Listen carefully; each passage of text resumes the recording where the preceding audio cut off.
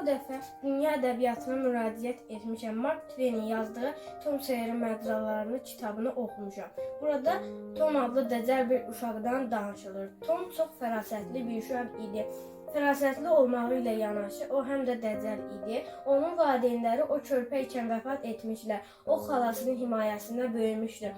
O bəzi ölümlərin şahidi olmuşdur.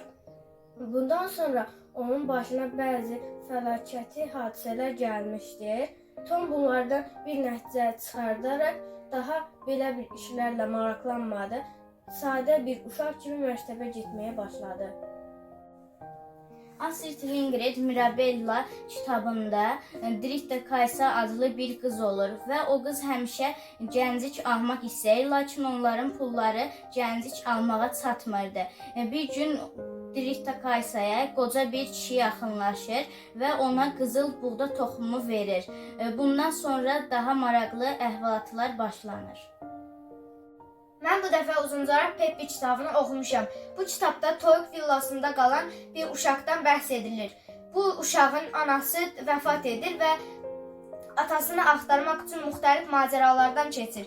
Peppi qeyri-adi fiziki qüvvəyə malik çox qəribə bir qızcığazdır. Mən nağıllar kitabını maraqla oxuyuram. Bu nağılda pişik və qara quşdan danışılır. Ana pişik balalarına olan məhəbbətindən bəhs olunur. Kitab ol, hamıya açılma.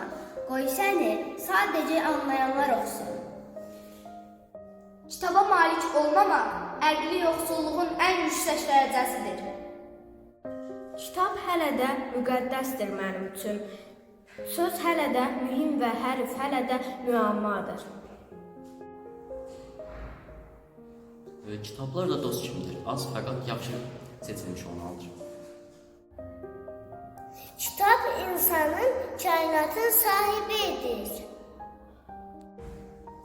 Kitablar etmiş başların abidələridir. Mütaliə insanları bilikli, söhbətçil və hazır cavab edir. Kitab təfəkkürün övladıdır.